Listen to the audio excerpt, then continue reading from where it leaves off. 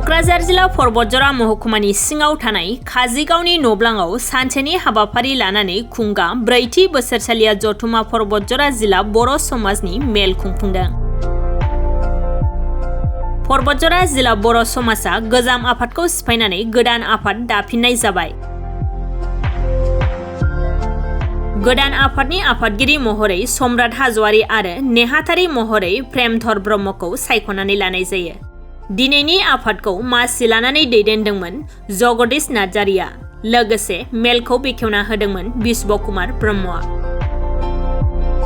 दिनैनि बे मेलाव गाहाय आलासि महरै नुजाथिफैयो दुलाराय बर' समाज आफादनि आफादगिरि बेनुधर बसुमतारी बिथांजों लोगोसे बुंथिगिरि महरै बाहागो लाफैयो लेङाइ आफादगिरि प्रदीप कुमार ब्रह्मआ।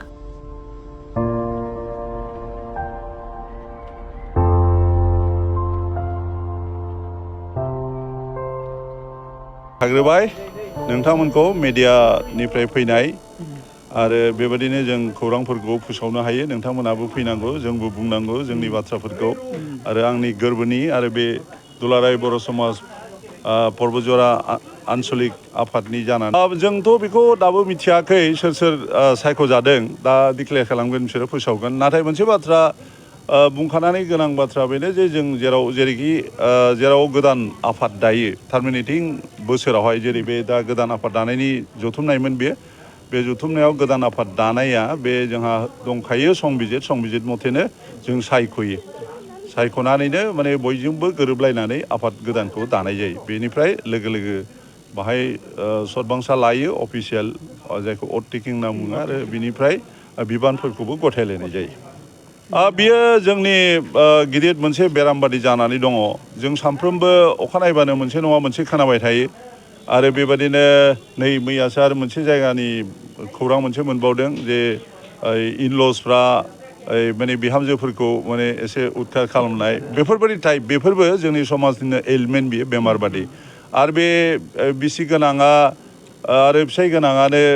गथ' गथायफोरखौ दोननानै जे खारफारलाबायगासिनो दङ, बेफोरबो गिदिर बाथ्रा। आं मोनसे बाथ्राखौ सानदों, बिनि थाखाय जोङो बेक्तिगत सासे बा सानैखौल' दुसिनानै नङा, बियो सामाजिक मोनसे माने माबा दं, मावनांगौ खामानि दं बाहाय। आरो माखासे गोनांसिन फेक्टरा जाहैबाय बेफोरबादिखौ मोनसे मटिभेसनथ' होनना बुङा, बेखौ खालामनायनि मोनसे उत्साह मोननाय खारना जाहैदों जोंनि गेजेराव गावजों गाव मिथिलायनाय एवेयारनेस आरो बे एलार्टनेस, ओमफ्राय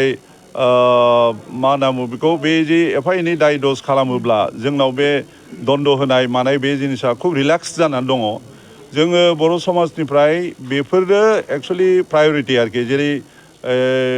माने बे उइचान्टिं होनना बुङोबा दायना बुथारनाय मानाय गोसोम फोथायनाय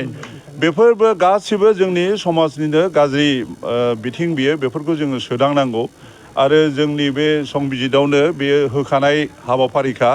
समाजखौ जोङो माबोरै संसार खालामनो, समाजखौ जुदि जोङो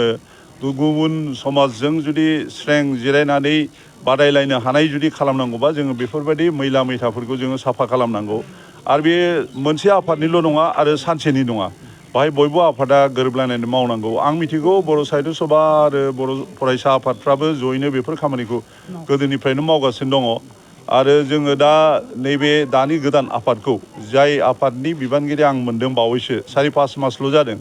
आं माने जोंनि आफादफोरखौ गोख्रों खालामग्रोनो नाजादों। आरो उद्देश्यआ जाहैबाय, आं न'खौ जुदि गोख्रों खालामनो हायाबा आं बेफोरबायदि खामानिखौ मावनो जेलानाखि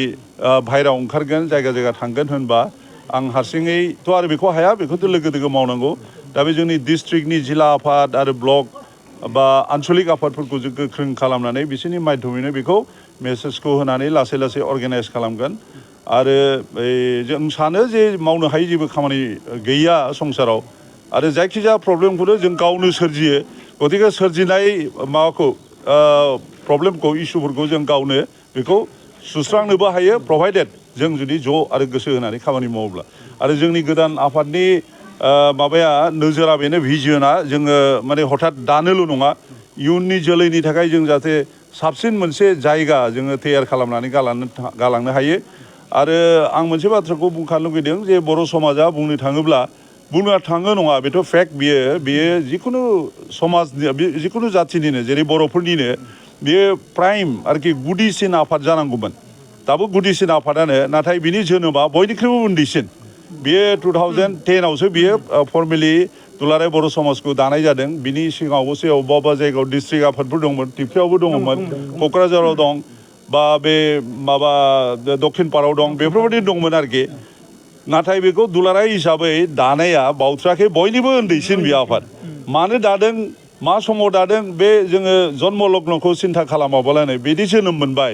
दा बेखौ गोख्रों खालामनाया जोंनि दायित्व आरो बे जेरै आं बुंदों जे बियो जोंनि गुदि आफाद जानांगौमोन बे साहित्य सभाखौनो होन फरायसा आफादखौनो होन बा दस्रा लिटारेरि ग्रुपखौनो होन बेफोरो बिनि सिङाव थाजोबो नाथाय बेखौ जुदि जोङो बिसोरखौ जोङो ज' लाफानानै लोगोसे लाफानानै मावनांगौब्ला जों आंनि फोथायनायाव बेक्तिगत भाबै जे बे आफादखौ मोनसे खुला अपेन क्लोज एन्डेड नङा आरो बयबो थाफानो हानाय बयबो फोथायनाय जों रावजोंबो रावनिबो सिफियाव थायै बेबायदि जोङो इमेज मोनसे सावगारि मोनसे जों प्रथमाव सोरजिनो नागिरदों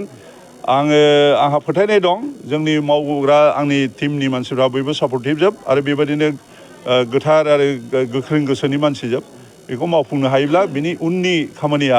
डेफिनेटलि जों जेरै सान्दों बेबायदिनो साबसिननिफ्राय हामसिन जालांगोन बेबो समाजनिनो प्रब्लेम बेयो जोंनि हाबाफारियावनो दङ बेबो आरो बेथ' बुंनो थाङोब्ला बे प्रत्येक लेभेलावनो सरकारि मोनसे माबा दंखायो गभर्नमेन्टनिनो अर्गेनाइजेसन दंखायो डिस्ट्रिक्ट लेभेलावबो नारकटिक्स एन्ड ड्राग्स कन्ट्रल मोनसे कमिटि थायो दा आसलते बर' समाजनि मानसिफ्रा बेजों जड़ित जानांगौ आंखौनो क'क्राझार डिस्ट्रिक्टआव आफादगिरि बै आइनि चेयारमेन खालामनो बिसोर नागिरदोंमोन आं जेला रिटायार जानानै फैदानमोन 2018आव नाथाय आं होनदों जे आं सिन्था खालामग्रोदि जानाय जायाखै मानो जायाखै आरो मानो खालामफिनाखिसै बिसोरो बे आलादा बाथ्रा नाथाय बे दंखायो खिन्थु बेफोर बिथांमोननि एक्टिभिटिसा बेसेबां स्ट्रं आं एक्सुवेलि मिथिया आं फल' आप खालामनो हाया खिन्थु मोनसे बाथ्रा सैथो जे जुदिও हाबाफारि दंबाबो सरकारि भाबैनो मोनसे सरकारि जन्त्र दंखायोब्लाबो बेखौ इमप्लिमेन्ट खालामनायासो सबसे गिदिरसिन बाथ्रा आरो ड्रागनि जेनाखि माने प्रब्लेम बियो जोंनिल' नङा दस्रा कमिउनिटि एबा जोंनि जायगाल' नङा प्रत्येक जायगायावनो एक्रस दा ग्लब एक्रस दा माने बर्ड जेरावबो दंजोबो आरो बिनि थाखाय जोङो बिराद हुसियारि जानांगौ आरो बिनि थाखाय नोंथांमोनहा बांसिन बे सेंग्रा माने लाइमोनफ्रानो बांसिन बाहाय जगदान होनो हायो खारन बे बैसो जानाय मानसिफ्रा जायगा जायगा थांनानै बेखौ एग्लुंहैनोबो हाया दा बिनिखायनो बेफोरबायदि खामानियावथ' लाइमोननि दरखारथार एवारनेसखौ बिसोरनि माध्यमैसो जोङो बेखौ मोनहोनो हायो नङाबा जोंल' जुदि खालामोब्ला जोङो सौहायहैनाय नङा जोंहाबो गोहो बोलोबो गैला खारनोबो हाला बे हिसाबै लाइमोनफोरखौ नांगौ नाथाय बे लाइमोनफोराबो बिनि थाखाय हुसियारि जानांगोन माबा जानांगोन गोख्रों जानांगोन साननायफ्रा क्लियार जानांगोन आरो रियेलि जोंनि गेजेराव हाबनानै दङ बियो नोंथांमोना मिथिगौना मिथिया बेवहायबो जुदि बबेबा खनाफ्राव नागिरोबा बबेबा पइन्टफ्राव गय दखान बे आरो बे आइसक्रिम बायदिसिना फानलाबाया होमबा बेफोरबादिखौ आरो गोसोआव ला दे नोंथांमोनाबो सुबिदा मोनब्लानो बे बाथ्राखौ बुं जे फरायसालि खाथिफ्राव एजुकेसनेल इन्स्टिटिउसन हस्पिटाल बायदिसिना खाथियाव बिराद हाबग्रा गय दखान दंब्ला आइसक्रिम जुदि बे थेला लानानै फानोब्ला बिसोरखौ दिथा हो जुदि कयेकटा बेबायदि नागिरोब्ला 1 in around 10 मिनिमाम आरोखि 10टासो बेबायदि ट्रिपआव मोनसे समाव मोननो हागौ आरोखि दा बेफोरनो आसल पइन्टआ जोंथ' मिथिया आरो मोनसे बाथ्रा आंथ' एलिज खालामा रावखौबो दस्रायाव खालामा अजद नङा बेयो खिन्थु दहाय आं जेखौ बुंदों जे सरकारि जेनाखि सासनतन्त्र बे जिनिसा दंखायोब्लाबो बिसोरो माबायदि मावदों बेयो सबसमाय फोथायजाथावबो नङा आरो बेबादिनो जोंथ' सानो जे बे तन्त्रफ्रा जायगा जायगा बिसोरो बबावबा सिरियासलि मावो बबावबा एदावनानैल' दोनो बबावबा जेबो खालामा